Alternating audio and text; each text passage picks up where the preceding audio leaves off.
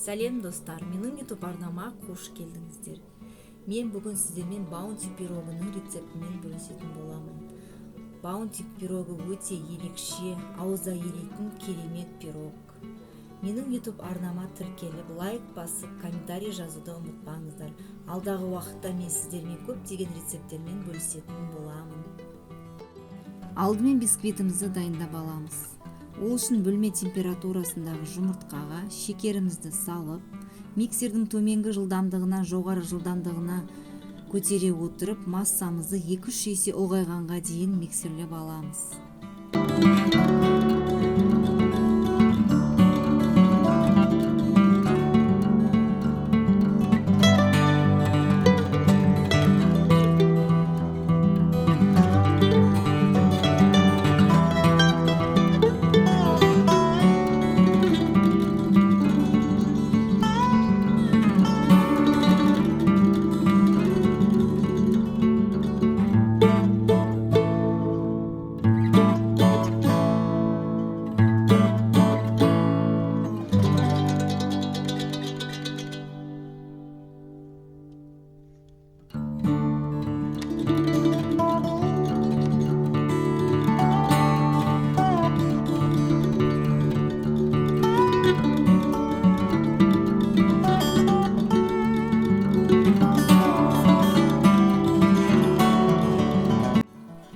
Массамыз 2-3 есеге ұлғайды. Енді миксерімізді тоқтатып, үстіне сұйық майымызды, сүтімізді құйып, миксердің төменгі жылдамдығымен жай қозғаймыз.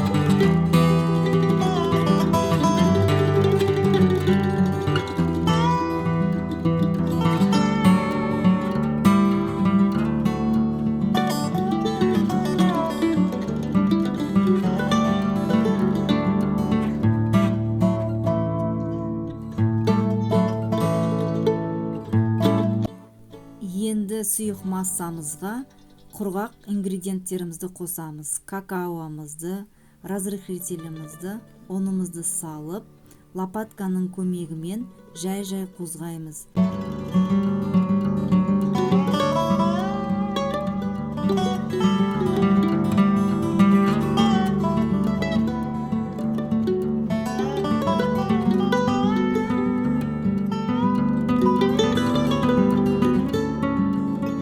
Бұл жерде айтып кететін жағдай, миксермен қозғауға болмайды, өйткені бисквитіміз басылып қалады. Сол үшін лопатканың көмегімен қозғағандарыңыз дұрыс.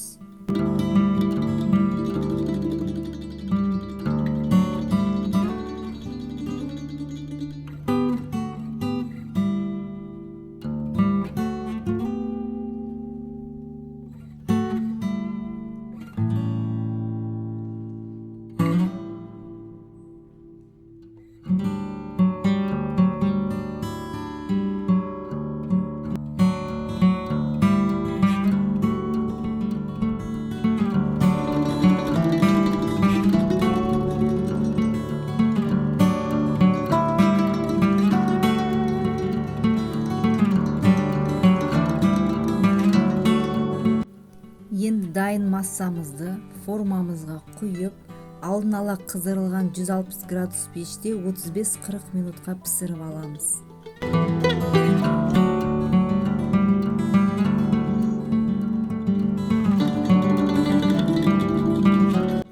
Міне қыздар, піскен бисквитімізді суытып, пищевая пленкаға орап 3-4 сағатқа немесе бір түнге холодильникке қоямыз.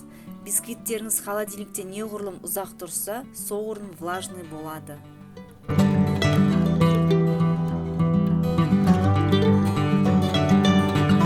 Бисквитімізді холодильниктен шығарып, сыртынан ацетатный пленкамен орап, оның сыртынан кольцо кигіземіз. Бисквитіміз өте нәзік болсын деп, үстіне пропиткамызды құйып шығамыз.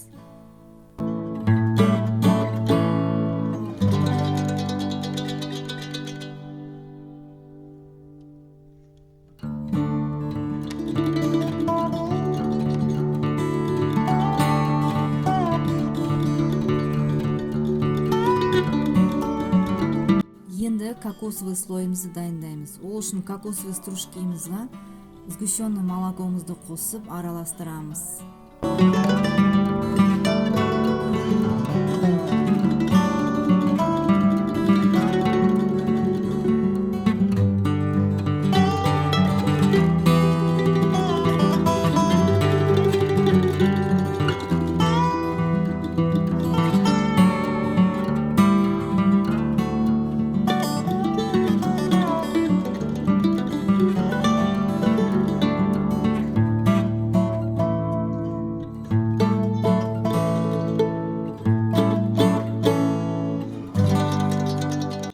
кокосовый слойымызды жақсылап бисквитіміздің үстіне орналастырамыз.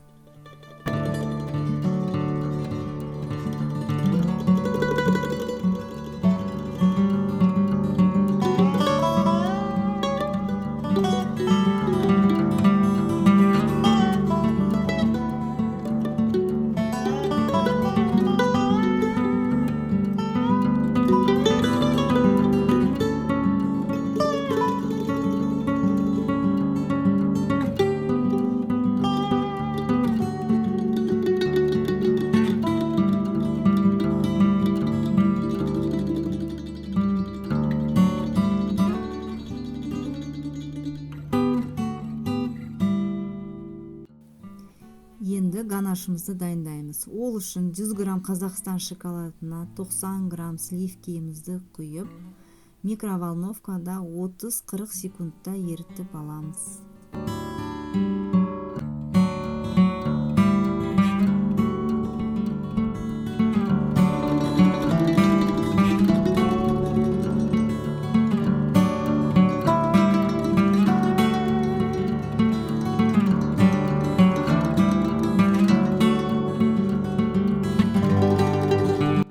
Ганашымызды жақсылап араластырып, кокосовый слойымыздың үстіне құямыз.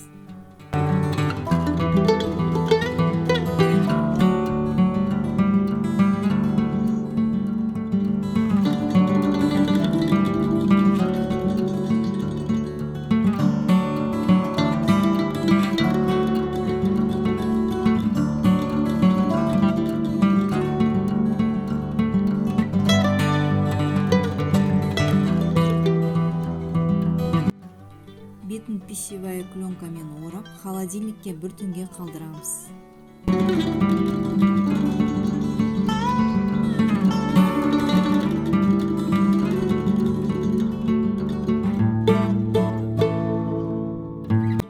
Міне қыздар, баунти пирогымыз дайын. Сіздер өз қалауларыңызбен әсемдесеңіздер болады. Мен әсемдігі үшін құлпынайды және фисташка ұнын қолдандым.